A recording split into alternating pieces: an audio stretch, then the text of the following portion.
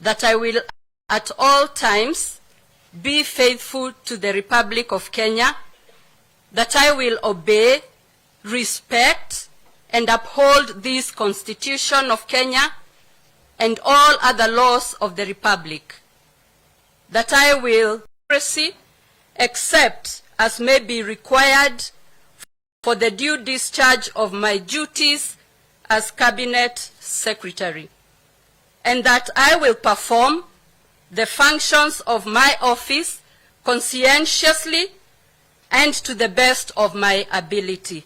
So help me God.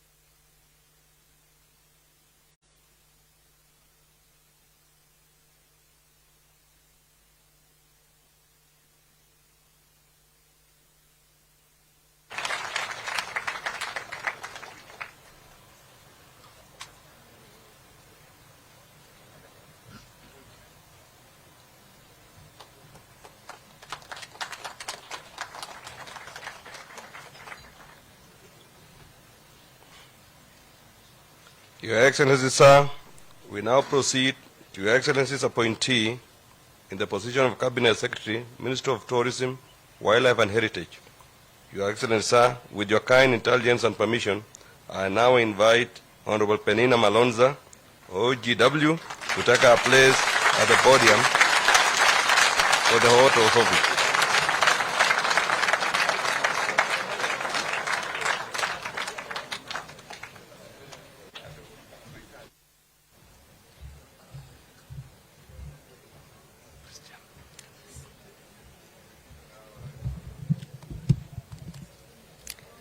I, Penina Malonza, being appointed a Cabinet Secretary of Kenya, do swear that I will at all times be faithful to the Republic of Kenya, that I will obey, respect, uphold this Constitution of Kenya and all other laws of the Republic, that I will well and truly serve the people and the Republic of Kenya in the office of the Cabinet Secretary, that I undertake to hold my office as Cabinet Secretary with honor and dignity, that I will be true and faithful counselor to the President for the good management of the public affairs of the Republic of Kenya, that I will not diverge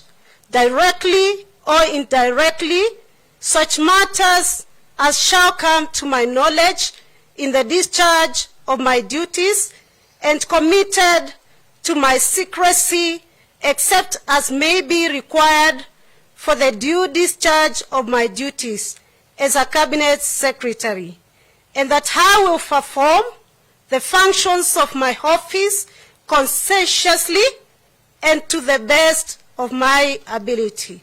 So help me God.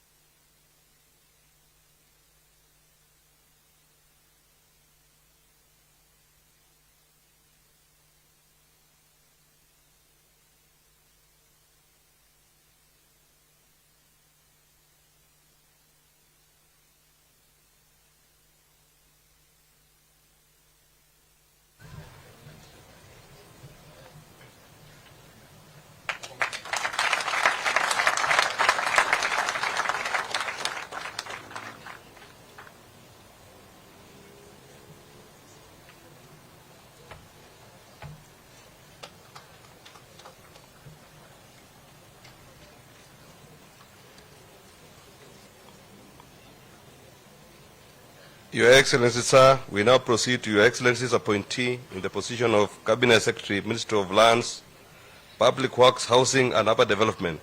Your Excellency, sir, with your kind indulgence and permission, I now invite Mr. Zakaria Mwangi Njeru to take his place at the podium for the oath of office.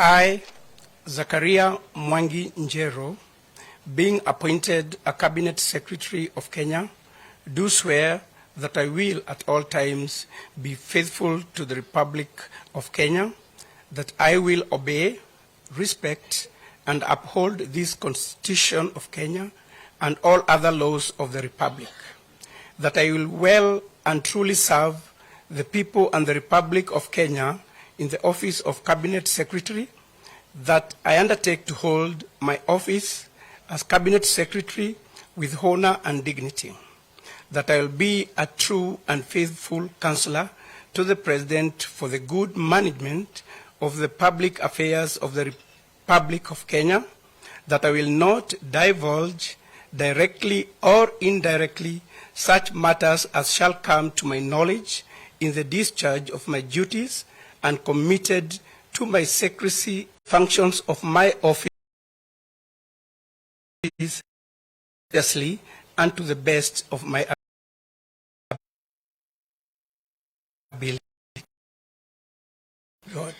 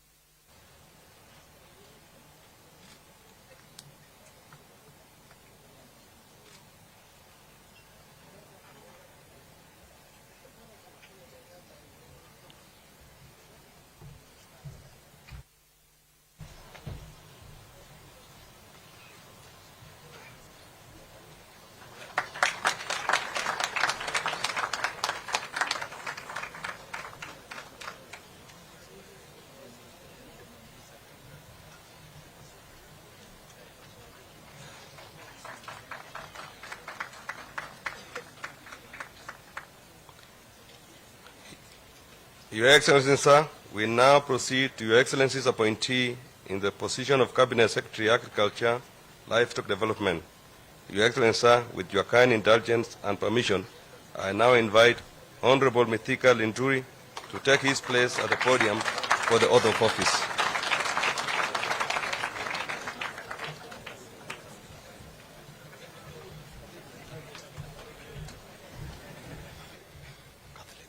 Yes.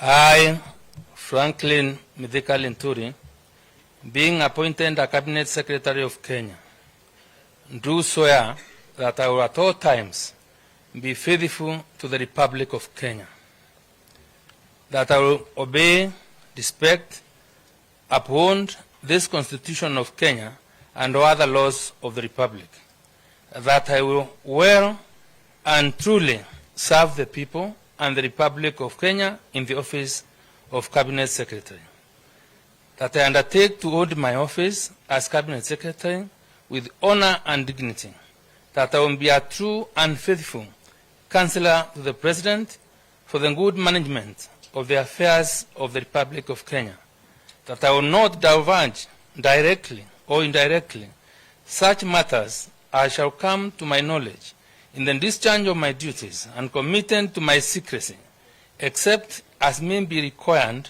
for the due discharge of my duties as Cabinet Secretary, and that I will perform the function of my office conscientiously and to the best of my ability.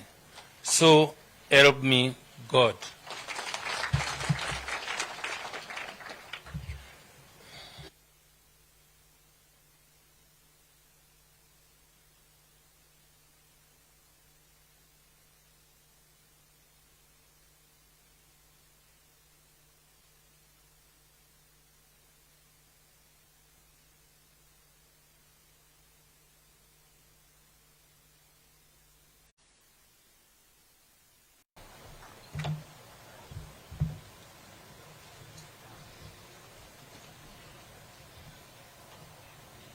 protection. Your Excellency, sir, with your kind indulgence and permission, I now invite Honorable Florence Bore to take her place at the podium for the oath of office.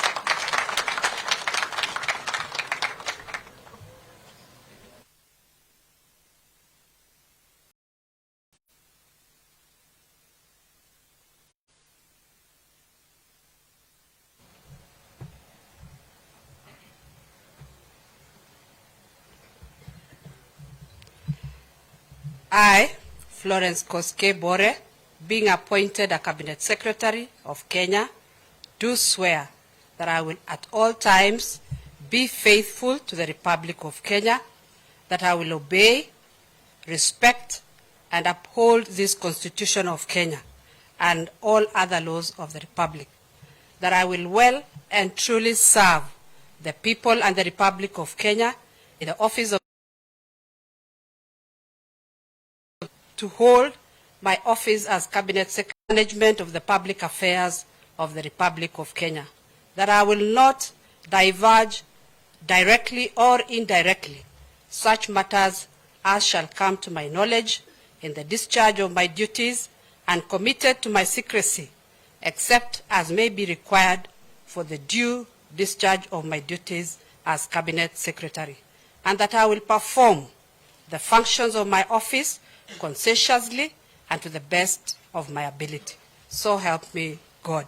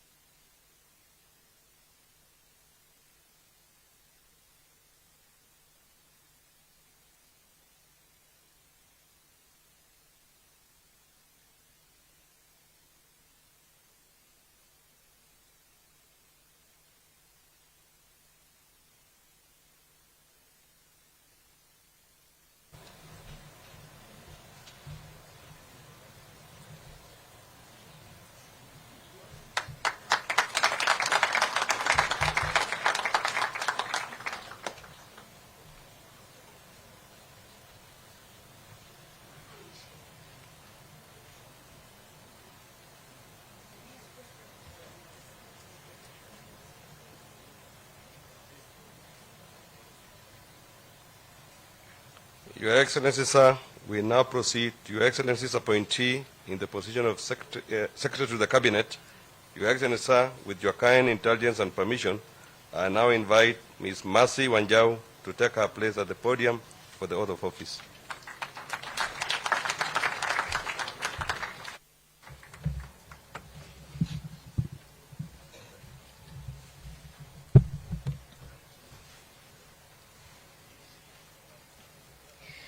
I, Mercy Cairo Wanjau, being called on to exercise the functions of Secretary to the Cabinet, do swear that, except with the authority of the President, I will not directly or indirectly reveal the nature of contents of any business, proceedings, or document of the Cabinet committed to my secrecy, except as may be required for the due discharge of the duties as Secretary to the Cabinet. So help me God.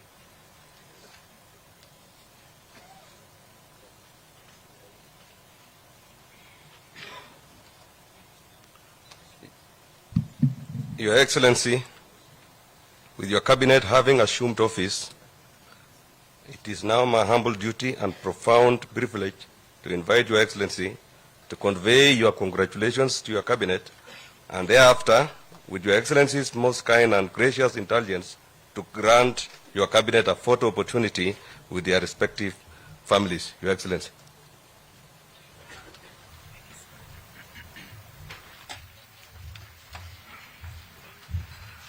Asanteni sana. Tafadhali tuketi chini. Thank you very much.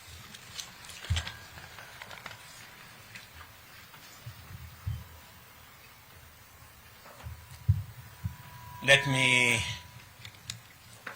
take this opportunity on my own behalf, the Deputy President and the Government of Kenya, to congratulate all our Cabinet Secretaries who've been appointed and sworn in this morning. To all of you, I have had the occasion to congratulate you personally, but let me also take this opportunity to congratulate each and every one of you for the honor to serve in the Cabinet of the Republic of Kenya. Congratulations, and as I have said, I look forward to working with each and every one of you in the transformation of our country as we work together to implement and to execute the plan upon which we were elected by the people of Kenya. Again, to all of you and your families, congratulations. Pongezi. Pongezi sana. I want to say a couple of things, just by way of welcoming you to my team and my good deputy here, and to assure you that in the discharge of your duties in the various ministries that you will be serving, you will have my wholesome support. You will have my support because you have no option other than to succeed. Failure is not an option, good people. We have a country to look after. We have a plan to implement. And we have the people of Kenya watching us. So you will have my unqualified support so that you can succeed, because in your success is the success of our administration and the success of our country. So from day one, I want to promise you my support. And the second item I want to say is I have listened to you very carefully as you took your oaths of office. And there are three fundamental things that you have sworn to. Number one, you have sworn to the Constitution. You know very well that this is a country based on the rule of law. I expect each and every one of you, as I do of all public servants, to uphold the Constitution and the rule of law to be front and center in the administration of our government.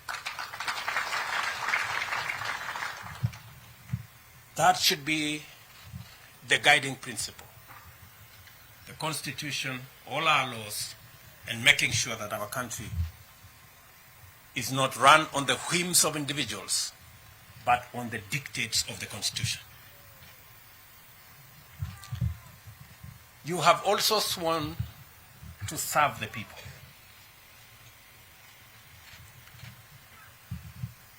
I didn't hear any one of you swear to serve their friends or their families or their regions or their religions. Each one of us here has sworn to serve the people of Kenya. That is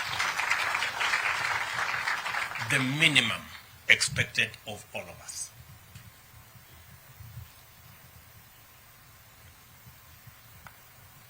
And you have sworn to advise the President, your appointing authority, as is required of you by the Constitution. I look forward to listening to you and your advice so that we can manage the affairs of our nation, because even though I stand here as President, I do not have the monopoly of all knowledge. I expect that you will enrich the plans, the thoughts, the programs, and the plan we have with your advice. The third thing I want to say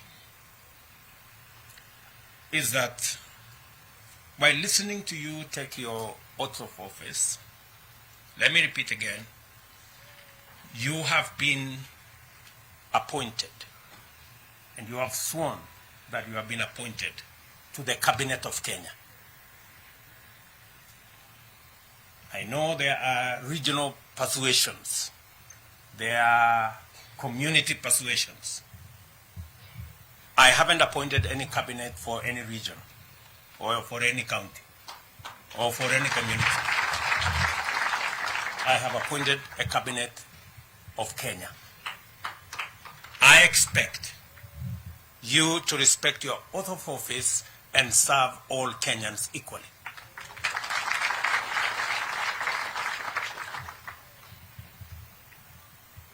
I made the appointment. You've done the swearing. And I have heard you carefully. I was listening carefully.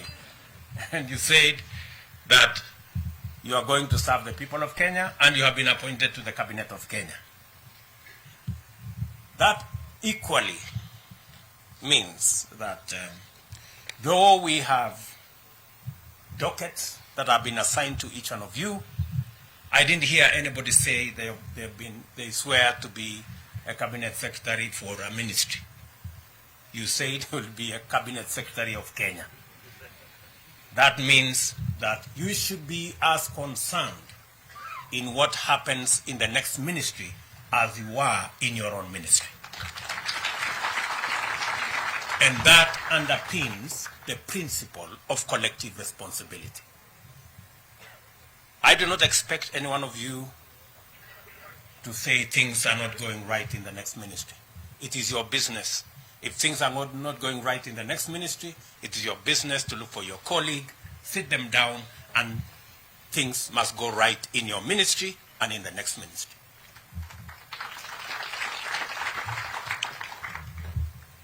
Because the principle of collective responsibility is a principle that is understood and is a principle that has been practiced.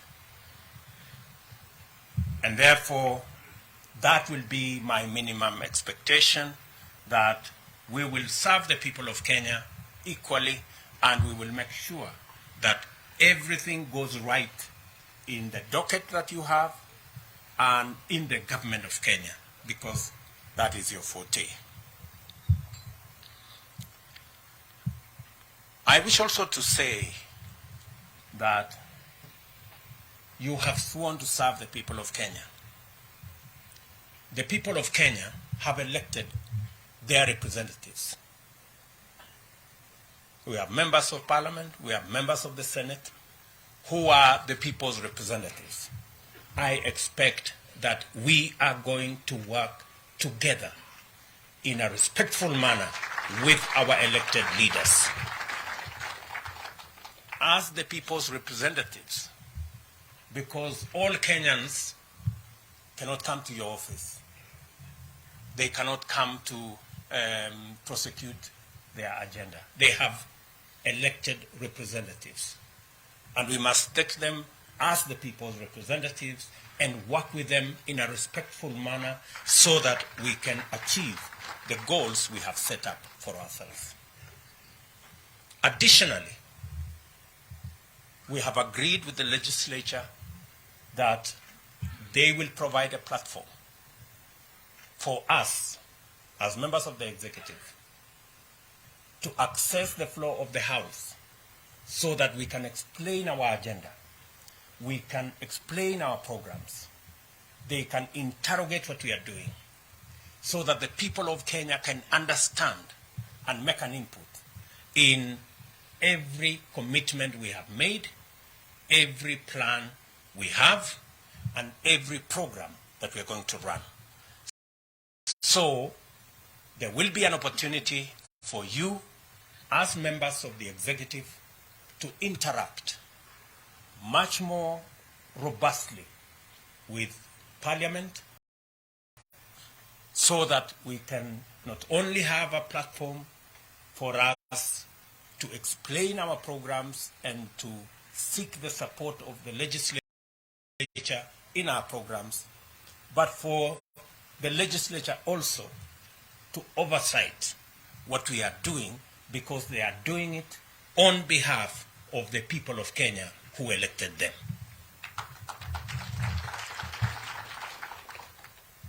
So all of us must prepare ourselves, because my intention and that of my deputy is to run an open government, an accountable government. We have no gray areas, we have nothing to hide. We want to serve the people of Kenya in the context and manner that promotes accountability, promotes transparency, and makes sure that the people of Kenya understand what we are doing. And so, friends, I have the privilege of having worked with all of you. Maybe at not the same distance, but with all of you. So while I crafted this cabinet, I had to take into consideration many things, but I look forward to us serving the people of Kenya.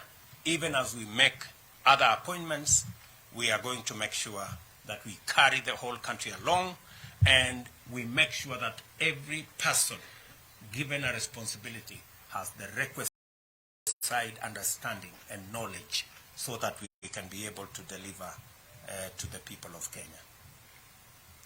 I have said this in front of your families, in front of your constituents, so that they also become my witnesses, and that they don't come to harass you in your offices to do things for them, so that they understand that you are serving the people of Kenya. And I am sure that I have their concurrence and understanding.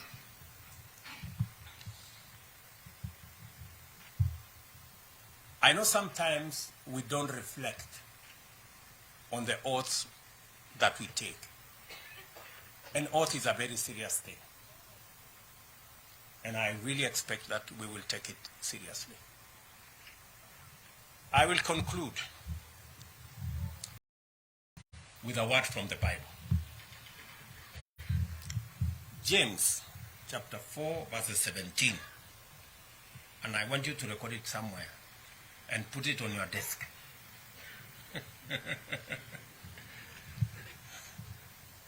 Because that part of the Bible says, he who knows what is right and doesn't do it, it is counted to him or her as sin. Good people, I have told you what is right. We have agreed what is right. So if you don't do it, you will not only miss heaven, but you will have a problem with me. So nataka niwaulize kwa unyenyekevu, please. We have an agenda for the whole country, and the people of Kenya are really expectant on the delivery of our plan, of our program, and on the transformation of our nation. Again, to you and your families, my congratulations, and I will support you in every way that I can.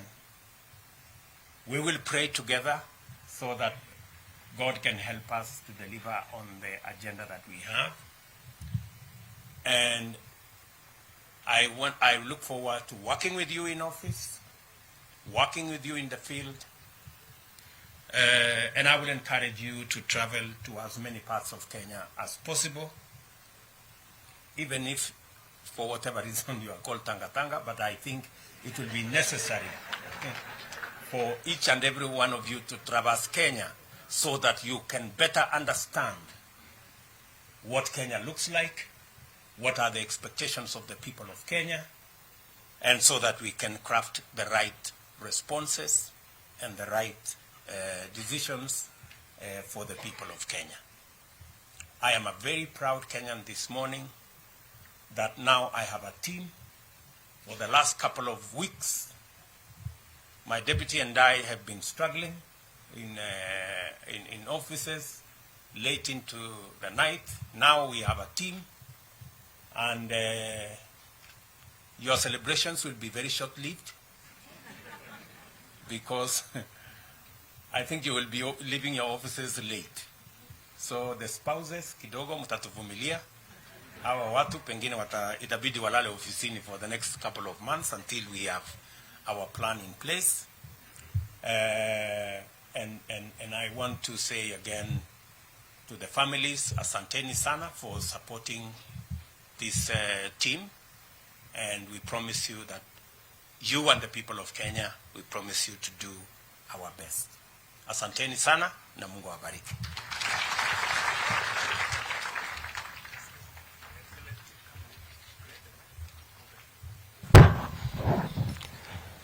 We will clear the stage as Your Excellency goes round, just congratulating the Cabinet. We'll have a brief photo session with all the Cabinet Secretaries, with members of their immediate family.